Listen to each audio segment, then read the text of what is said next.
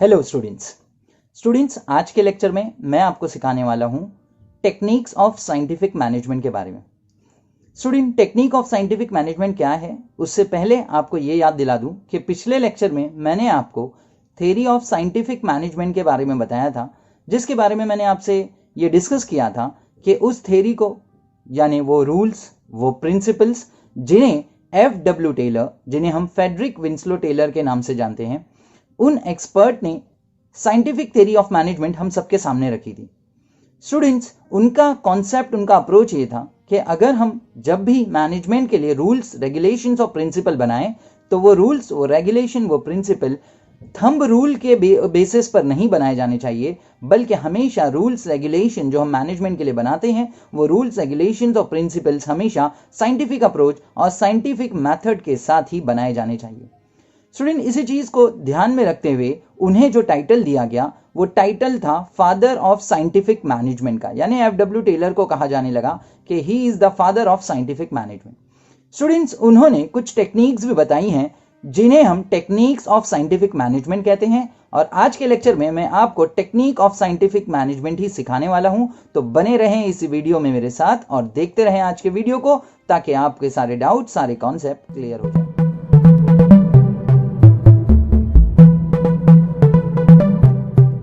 Student, start करते हैं आज के इस लेक्चर को। Student, techniques of scientific management क्या है? Student, as I told, F.W. Taylor ने ये बात हमारे सामने रखी कि हमें कोई भी वर्क, कोई भी काम, कोई भी रूल्स बनाने हैं मैनेजमेंट के लिए, तो हमें उन रूल्स, उन प्रिंसिपल्स, उन मैनेजमेंट थ्योरीज को बनाते वक्त ये बात का हमेशा ध्यान रखना चाहिए कि हमारे रूल्स, हमारे प्रिंसिपल्स, हमारी जो थ्योरीज हैं वो हमेशा साइंटिफिक अप्रोच के ऊपर बेस्ड होनी चाहिए। और इन्हीं चीज़ों को ध्यान में रखते हुए उन्होंने कुछ टेक्निक्स निकाली हैं कि अगर उन टेक्निक्स की मदद से हम अपने मैनेजमेंट के रूल्स, रेगुलेशंस को बनाएं या उन चीज़ों पर इंप्लीमेंट करें तो हम अपने मैनेजरियल वर्क को, अपनी असाइन की हुई ड्यूटीज़ को बेटर वे में परफॉर्म कर सकते हैं और ऑर्गेनाइजेशन का जो एम है, ऑब्जेक्ट है, उसे हम ईजिली अचीव कर सकते हैं। अब इस बारे में अलग अलग टेक्निक्स है जो हमें F.W. टेलर ने रखी है। जल्दी से स्टार्ट करूंगा पहली टेक्निक, जिसका नाम है work study. Student, work study is the first technique जो हमारे सामने हमारे F.W. टेलर ने रखी। स्टूडेंट, इस थ्योरी में वो हमें ये कहना चाहते हैं कि जब भी हमारे ऑर्गेनाइजेशन में कोई काम होता है, कोई वर्क होता है, तो उस काम को, उस वर्क को किस तरह से किया जाए ताकि हम ज्यादा से ज्यादा प्रोडक्शन कर सकें, ज्यादा से ज्यादा हम अपने ऑर्गेनाइजेशन के कॉस्ट को कट कर सकें, यानी कॉस्ट कटिंग हो जाए, हम अपने कॉस्ट को रिड्यूस कर सकें, साथ ही साथ हमारा वेस्टेजेस जो है वो कम हो जाए और हम मैक्सिमम प्रोडक्शन और आउटपुट कर सकें विदाउट एनी मोर वेस्टेजेस। तो स्टूडेंट, इस वर्क स्टडी में जो सबसे इंपॉर्टेंट चीजें उन्होंने बताई हैं, मैं उनके बारे में बताऊंगा कि वर्क स्टडी के अंदर उन्होंने 4 चीजों की स्टडी के बारे में हमारे सामने बात रखी है। वो 4 चीजें, ये वो 4 स्टडी क्या है जिसके बारे में उन्होंने हमारे से अपने इस फर्स्ट पॉइंट वर्क स्टडी में डिस्कस किया। स्टूडेंट, पहली चीज जिसके बारे में उन्होंने कहा कि फर्स्ट चीज होती है टाइम स्टडी। यानी स्टूडेंट, हमारे F.W. टेलर का मानना था कि हमें हमेशा इस बारे में ध्यान रखना चाहिए कि हमारा जो स्टैंडर्ड वर्क होता है, यानी जो वर्क हमारे वर्कर्स करेंगे, हमारे मजदूर, हमारे लेबर फोर्स जो भी काम करेंगे, उस काम को करने में उन्हें स्टैंडर्ड वाइज कितना समय लगता है। स्टैंडर्ड मतलब एक डिसाइडेड टाइम, कि कितना टाइम किसी काम को करने में लगता है, ताकि जब हम अपने वर्कर्स को, अपने वर्कफोर्स को, अपने लेबरर्स को वो काम असाइन करें तो हमें पता होगा कि जनरली इस काम को, इस वर्क को करने में कितना स्टैंडर्ड समय या कितना स्टैंडर्ड टाइम लग जाता है। तो उसके बेसिस पर हम ये जान सकते हैं कि कितना वक्त लगा, कितना समय लगा और क्या हमारे वर्कर्स उस स्टैंडर्ड टाइम के हिसाब से प्रोडक्शन और आउटपुट कर पा रहे हैं या नहीं कर पा रहे। सो पहला पॉइंट जो हमारे सामने वर्क स्टडी में रखा हमारे F.W. टेलर ने, वो था हमारा टाइम स्टडी का, यानी टाइम को स्टडी करना कि किसी काम को करने में हमारे वर्कर्स को, हमारे लेबर फोर्स को, हमारे वर्क फोर्स को, हमारे मजदूरों को कितना समय, कितना टाइम लग जाता है और एक स्टैंडर्ड टाइम उस काम के लिए कितना होता है या कितना लगता है, ताकि आपको कंपेयर करना आसान हो जाए कि आपके मजदूर सही समय पर या जितना स्टैंडर्ड टाइम है उस हिसाब से प्रोडक्शन एक्टिविटी कर रहे हैं, अपने काम को कर रहे हैं या नहीं कर रहे। दूसरी चीज जो उन्होंने वर्क स्टडी में बताई वो है method study. Students, method study में हमारे F.W. टेलर हमारे सामने पॉइंट रखते हैं कि हमें प्रोडक्शन करते वक्त बहुत सारे मेथड्स का सामना करना पड़ता है। यानी जब हम प्रोडक्शन करते हैं तो बहुत सारे मेथड्स हमारे सामने होते हैं, लेकिन ये हमारे ऑर्गेनाइजेशन के मैनेजर्स को डिसाइड करना है कि कौन सा मेथड हमें यूज करना है। स्टूडेंट्स, एक बात बता दूं कि हर ऑर्गेनाइजेशन यही चाहती है कि वो बेस्ट से बेस्ट मेथड यूज करे, जिससे उनका प्रोडक्शन भी ज्यादा हो और उनका कॉस्ट भी रिड्यूस हो जाए और उनका ज्यादा से ज्यादा वेस्टेज भी ना हो।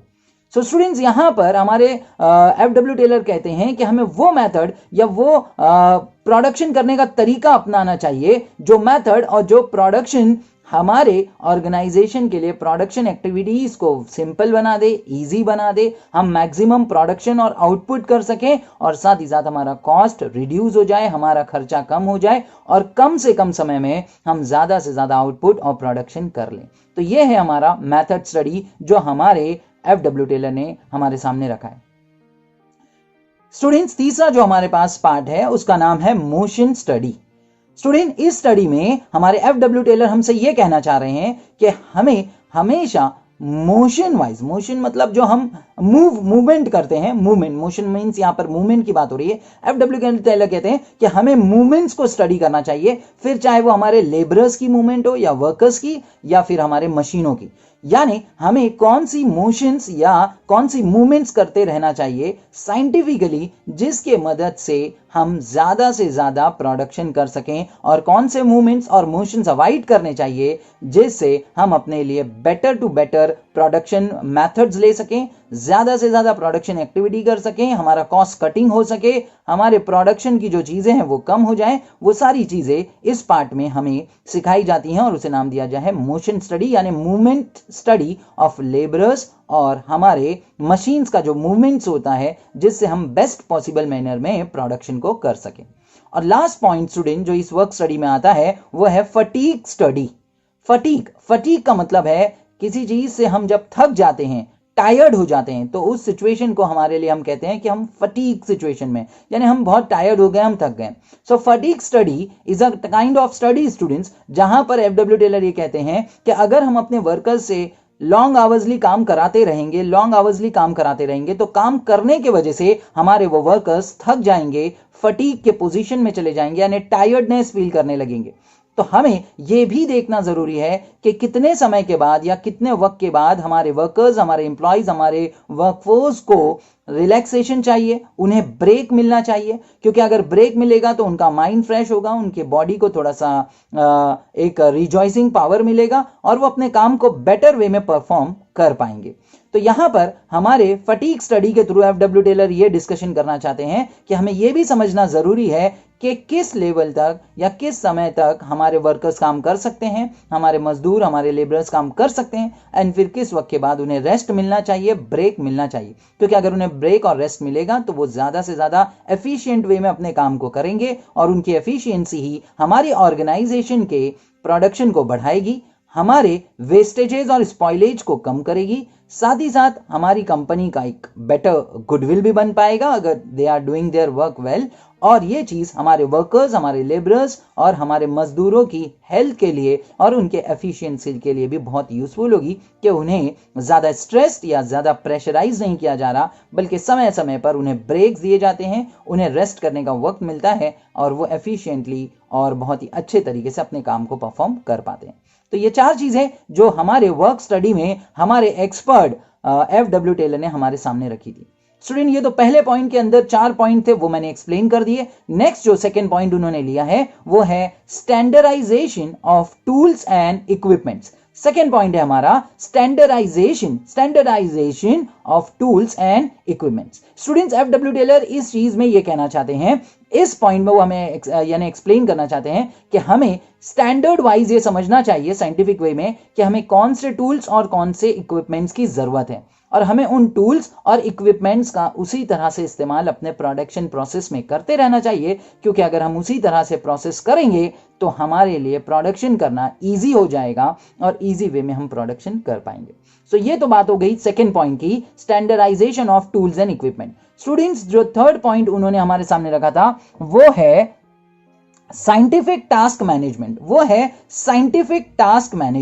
थर्ड पॉइंट जो उन्होंने हमारे सामने रखा वो है साइंटिफिक टास्क मैनेजमेंट। और साइंटिफिक टास्क मैनेजमेंट में वो हम टेलर ने एम्फेसाइज किया है, एफडब्ल्यू टेलर ने फोकस किया है कि हमें ये बात ध्यान में रखनी होगी कि हमारे वर्कर्स एक पर्टिकुलर समय पर, हमारे वर्कर्स एक दिन में या एक समय पर कितना वर्क कर सकते हैं। हमें एक टास्क सेट करना पड़ेगा, हमें एक लिमिट, एक टारगेट सेट करना पड़ेगा ताकि हमारे वर्कर्स, हमारे मजदूर उस लेवल तक, उस लिमिट तक अपना काम करें और वो अपनी कैपेसिटी को उस लेवल से मैचअप करें जो हमारे ऑर्गेनाइजेशन की तरफ से या साइंटिफिक वे से फिक्स किया गया, ताकि मजदूर बिलो देयर कैपेसिटी काम ना करें बल्कि बेटर वे में काम करें और ज्यादा से ज्यादा बेटर साइंटिफिक सेटिंग करने से हमारे वर्कफोर्स को हम ऑप्टिमम यूटिलाइज कर पाएंगे, हम ज्यादा से ज्यादा अपने मजदूरों की मदद से उन्हें आगे ले पाएंगे। पॉइंट जो यहां पर आ रहा है वो है साइंटिफिक सिलेक्शन एंड ट्रेनिंग।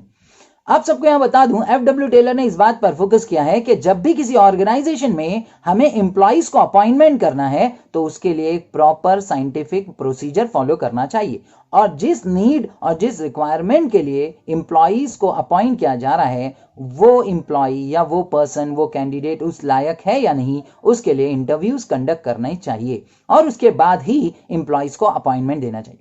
और साथ ही साथ एफडब्ल्यू टेलर ये भी कहते थे कि अगर हमने एम्प्लॉइज को अपॉइंट कर लिया है तो अपॉइंटमेंट देने के बाद, उन्हें अपॉइंट कर लेने के बाद हमें उन्हें समय समय पर ट्रेनिंग्स और मोटिवेशन देते रहना चाहिए, क्योंकि अगर हम उन्हें ट्रेनिंग देंगे तो उनके उस ट्रेनिंग के वजह से हमारे वर्कर्स अपने काम को, अपने वर्क को एफिशिएंटली और इफेक्टिवली परफॉर्म कर पाएंगे।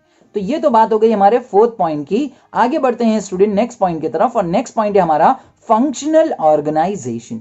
स्टूडेंट फंक्शनल ऑर्गेनाइजेशन में एफडब्ल्यू टेलर ने इस बात पर फोकस किया है कि प्लानिंग करने वाले लोग कोई और होते हैं जबकि उस काम को इंप्लीमेंट करवाने वाले लोग कोई और होते हैं। यानी प्लानिंग करने वाले एक्सपर्ट्स कोई और हैं और उन कामों को इंप्लीमेंट करवाने वाले ऑफिसर्स या हमारी अथॉरिटीज अलग अलग होती हैं। यानी दो तरह से ये चीजें बढ़ जाती हैं, प्लानिंग वाले ऑफिसर्स कोई अलग लोग और इंप्लीमेंट करवाने वाले एक्सपर्ट्स यानी सुपरवाइजर्स या जो और अथॉरिटीज होती हैं वो लोग, दो लेवल में डिवाइड हो जाती हैं।